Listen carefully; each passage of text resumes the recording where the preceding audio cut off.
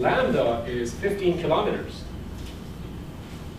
So your antenna has to be from here to, I don't know, San Jose or something for it to radiate well, right? It has to be like 1/4 of this to radiate well, not from San Jose, from here to the airport or something, okay? So that becomes impractical.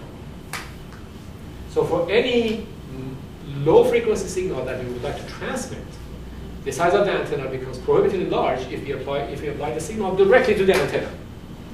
It just doesn't work very well, okay?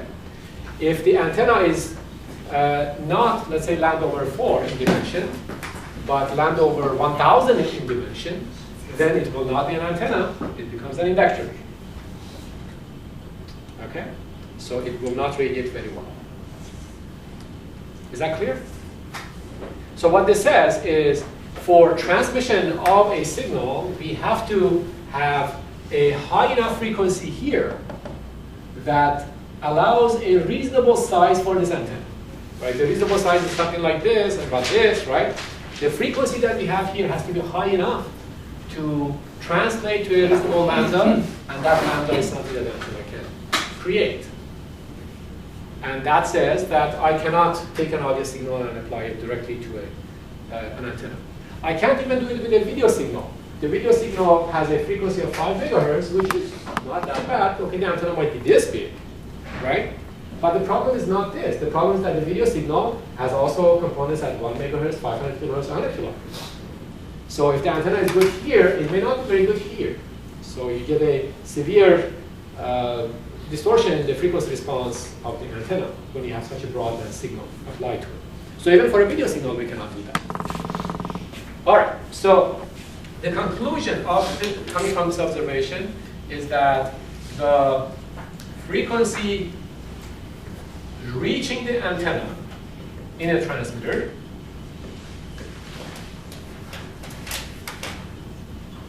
must be high enough to require a reasonable physical, I should say, to require reasonable physical dimensions for the antenna, right?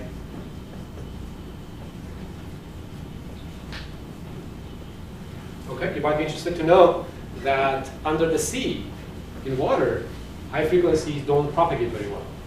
So there we actually use what we call ELF, very low frequency signals, for communication between submarines. And in that case, the antenna has to be extremely large. So the antenna has to be like wrapped around the submarine or something for it to have any dimensions comparable to the antenna. All right. Okay, that was observation number 1. Observation number 2. There's another difficulty with applying the signal directly to the antenna. So observation number 2. So here's my microphone going to my antenna. And here's another guy, another user in the system doing the same thing. So this signal is from 20 hertz to 20 kilohertz. This signal is from 20 hertz to 20 kilohertz, right? So each of these putting out a spectrum like this, 20 to 20K, right? And similarly here, 20 to 20K. And now I'm a receiver right here. How do I know which one of these I'm listening to? They completely overlap in the frequency domain, right? So this guy's transmitting something around 10 kilohertz, this guy's transmitting something around 10 kilohertz, and I'm listening, and I'm getting really confused between these users. So even if we could apply the signal directly to the antenna, the overlap in the frequency domain would not allow us to have any reasonable communication. All right. Okay, any questions so far?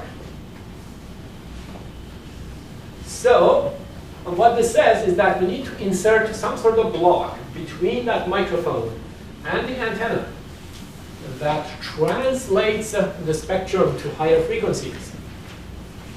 Because our microphone is generating low frequency components, but what should go to the antenna must be a high frequency component.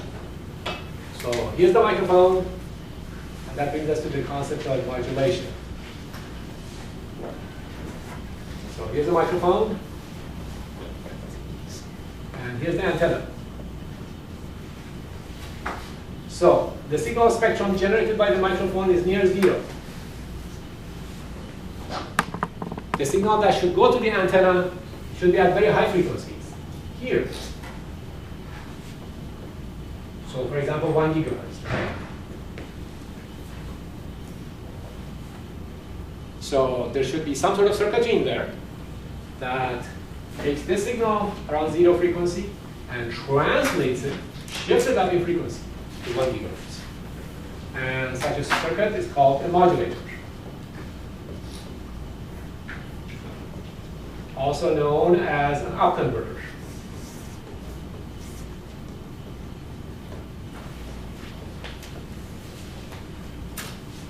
Okay? So now we would like to see how this up conversion, this modulation works.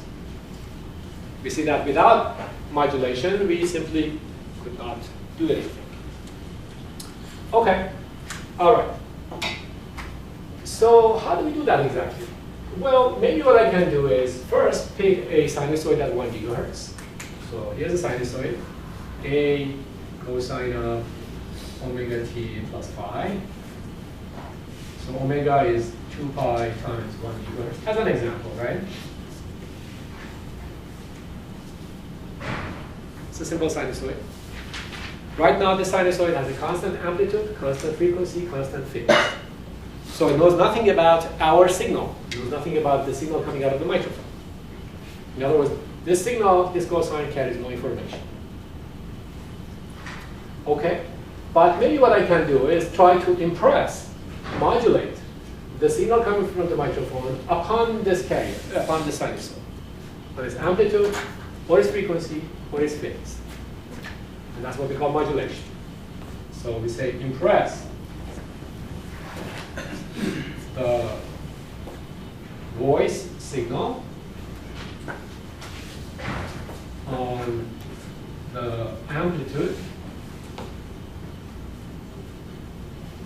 frequency, or phase of the sinusoid.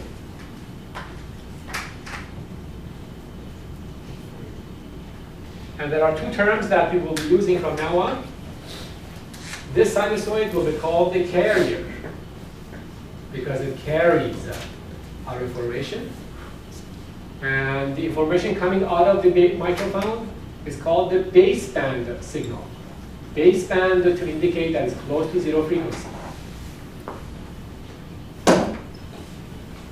So we modulate the baseband signal on the carrier to create a high frequency signal that can be applied to the antenna.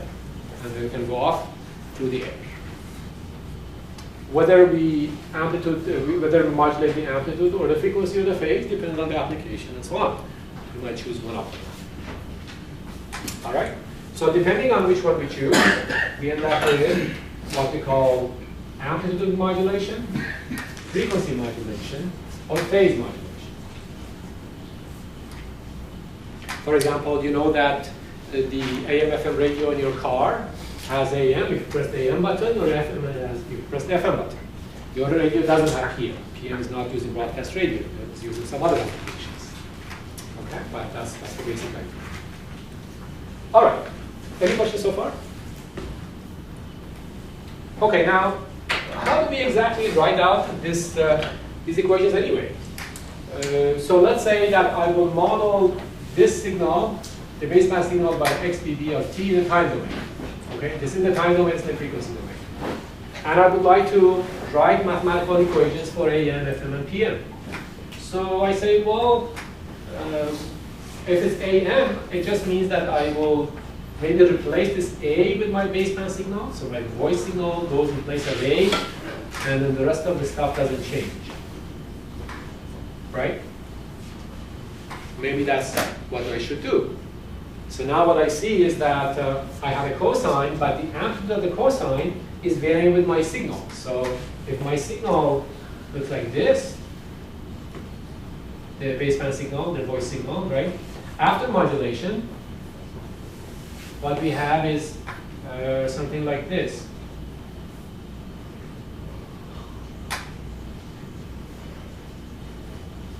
Okay?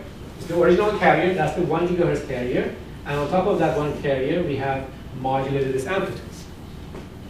So you could do that. In practice, for reasons that I will not talk about here, there might be actually something else here. So there might be an A plus something. Okay, but generally, that's what we would expect AM to look like. Okay, how about FM? Well, for FM, we're saying we would like to modulate the frequency. So we don't mess with the amplitude. The amplitude is still A constant, cosine. And then somehow we have to modulate the frequency. What does it mean? Should I just replace omega with baseband? Something like this? Well, maybe not. So we put a big question mark here. We'll see that that is not correct. We'll have to see what the correct form of FM is. But generally, we might expect.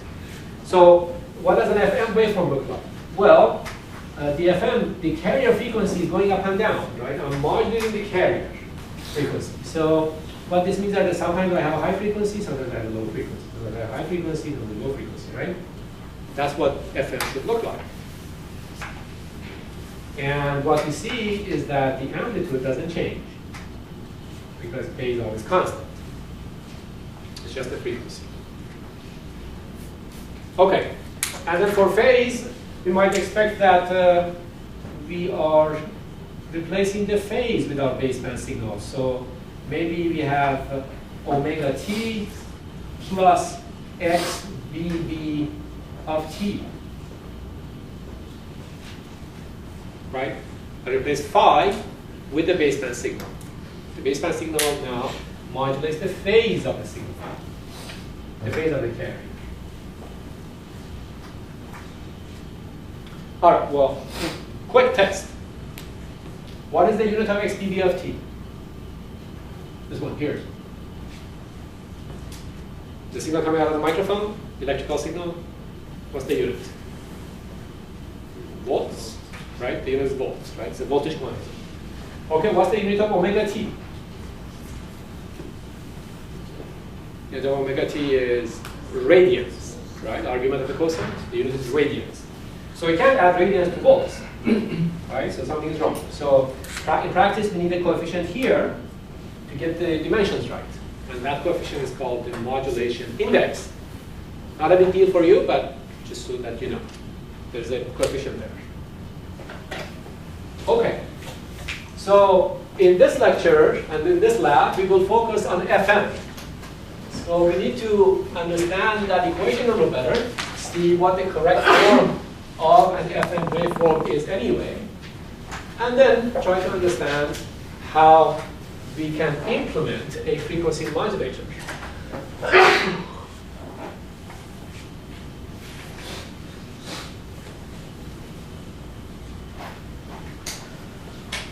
Okay, but first let's do a quick example.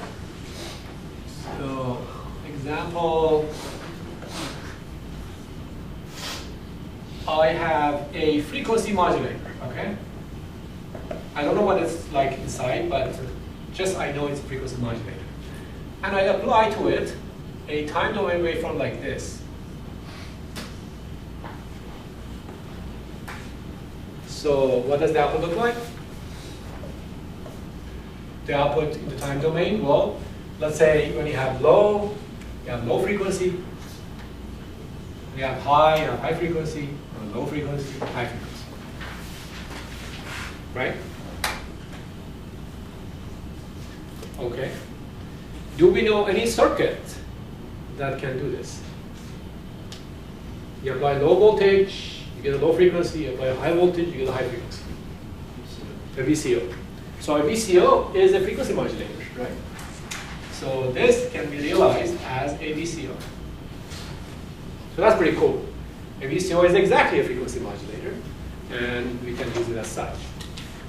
So that's the beauty of it. It's very simple. You can build an oscillator, turn it into a VCO, and then use it as FM. as a frequency modulator. Okay. All right. So for a VCO, it will look like this. This is what we call the control voltage or tune voltage, right? And that's our output. So our baseband signal will go to the control voltage. If it's voice or data or video, whatever it is, it goes to control voltage of VCO and comes out as a modulated FM signal. And then we can apply to the antenna and so on. So that's fine. All right. Now, before I make sure that I have everything straightened out here. Okay. Now, if you guys remember when we started talking about VCOs, we said for a VCO, we define a characteristic like so. We plot the output frequency as a function of the control voltage. That's what you did in lab number 2. And we have some sort of frequency range as the voltage goes, let's say, from 0 to maximum or something, right? In your measurements, it might have not been a nice straight line, right? It might have also some curvatures to it, but let's say ideally it's a straight line. We will define the slope of this characteristic as K VCO, with just a name, okay, K VCO. All right. Okay, so here comes the key point.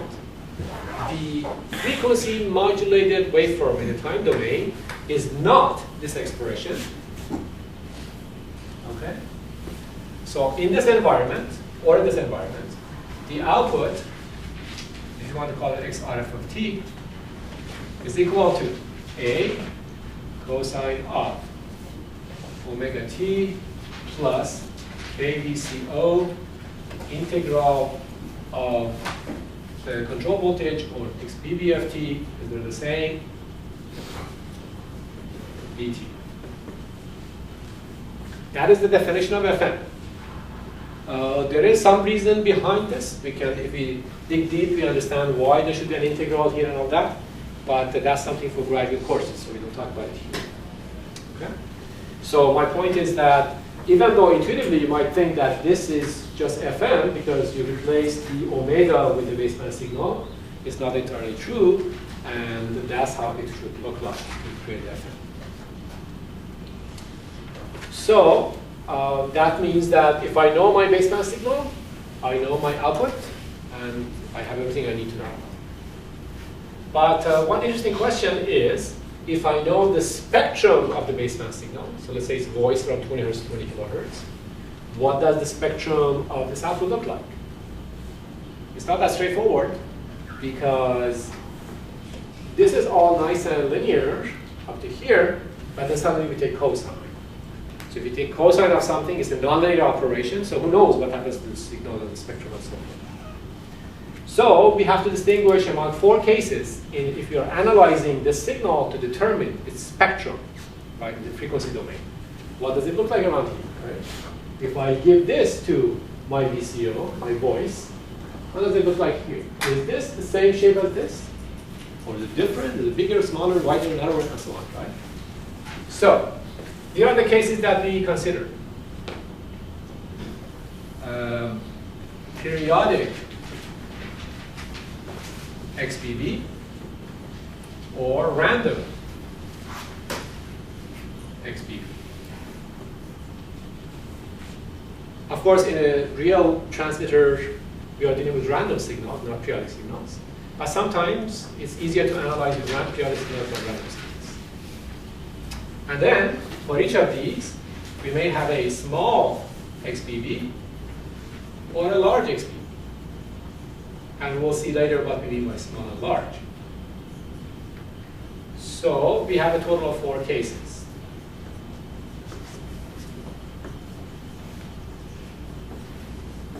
Of course, if we could easily analyze the bottommost case, that would be best, because then that includes everything. Right? If we could analyze a random signal with large amplitudes accurately, then of course all of these other ones will be a subset of that. But the problem is that this last one is actually very difficult to calculate. There are papers, lots of approximations on this one. Okay, so we won't go there. This is our most practical interest, but also the most difficult one to analyze. So today I will show you how to analyze this situation. And this is what we call narrow band FM. In your homework number 2, you'll play with this to some extent. So homework number 2. And it turns out that if you can do the first one, you can also do the third one with some ease. So the third one and the first one are not that different, but the other ones are different. Okay, so today we'll just focus on the first example. Any questions? So is it clear where we're going? We have the time domain behavior. We would like to see what it looks like in the frequency domain. Now we're going to assume a periodic input. So we would expect that the output also has only impulses in it, in the frequency domain, nothing else. Remember we said that the Fourier transform of a periodic signal has only impulses? So in this case, we also suspect that there will be only impulses and nothing else. So you won't see any continuous spectrum like this.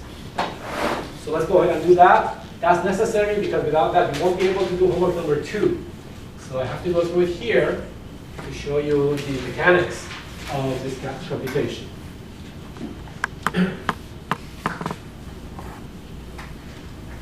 Any questions so far? All right. So let me make sure that I haven't forgotten anything else. All right. So here's our narrow band FM approximation. So the situation is illustrated here. We have a VCO or any frequency modulator. We apply a sinusoid, like so. This sinusoid has a peak amplitude of A1 and a frequency of omega 1. So XBB of t is A1 sine or cosine, doesn't matter, omega 1t. That's going into the VCO. And out of the VCO comes the output, which is A cosine of, so I go back here. So let's call this omega 0, not to confuse with omega 1. Omega 0 is the carrier frequency, like 1 gigahertz. Omega 1 is the baseband frequency, maybe a kilohertz or 100 kilohertz or something. So we have omega 0t plus k VCO integral of the baseband signal, which is A1 cosine of omega 1t dt.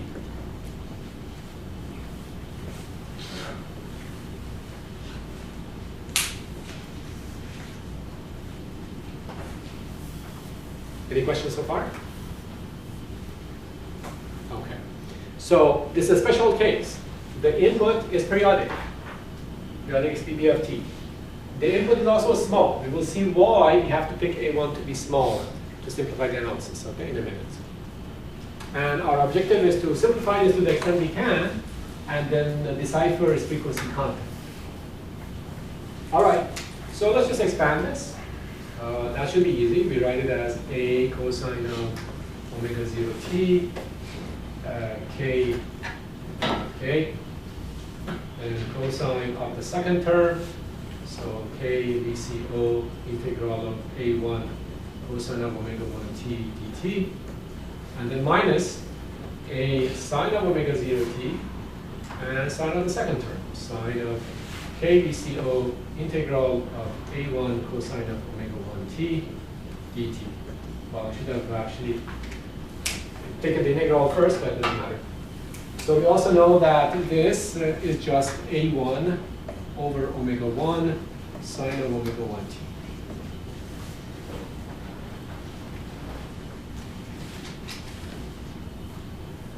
So far so good? Okay. Now, given that what's inside these square brackets is given by k VCO, A1 over omega 1 sine of omega 1t, right? Each of these brackets contains that.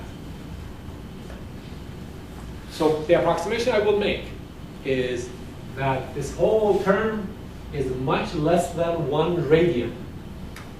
Okay, it's very small. Now, because the peak value of sine is 1, that means that I should really assume that k VCO A1 over omega 1 is much less than 1 radian. So that's the assumption that we're going to make, and that's what we call narrowband effect. Okay? Now you know that if epsilon is much less than 1 or 1 radian, then cosine of epsilon is approximately equal to 1, and sine of epsilon is approximately equal to epsilon. So that suddenly simplifies things, because this cosine of epsilon becomes 1, and this sine of epsilon becomes just epsilon itself. So I can write the output as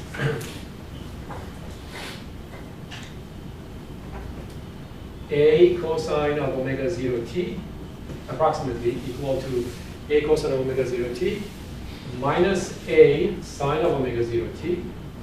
And then I just take the argument out. That's epsilon, right? So k VCO a1 over omega 1 sine of omega 1 t. Because the argument is the same as this green expression.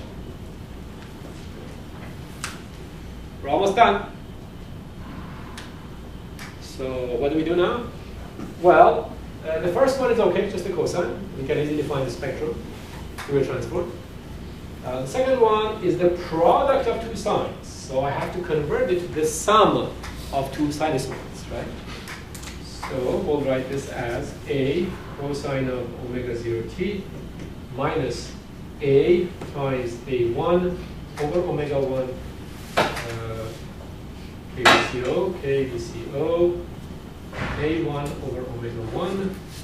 And if you have sine and sine, and you convert it to a sum, you get a factor of 1/2 here. And then that comes out to be cosine of omega 0 plus omega 1 t minus cosine of omega 0 minus omega 1 t.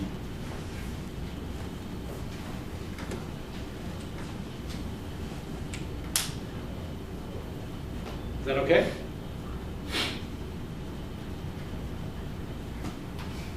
So now we can predict the spectrum of this signal.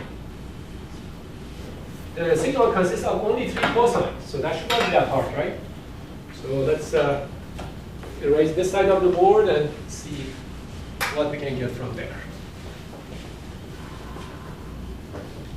The first cosine has 2 components at plus minus omega 0.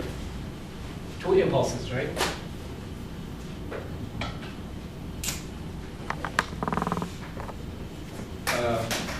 Omega here. So U0 plus omega 0, 1 impulse, minus omega 0, 1 impulse. And if you remember, for an amplitude of A, each of these will be A over 2.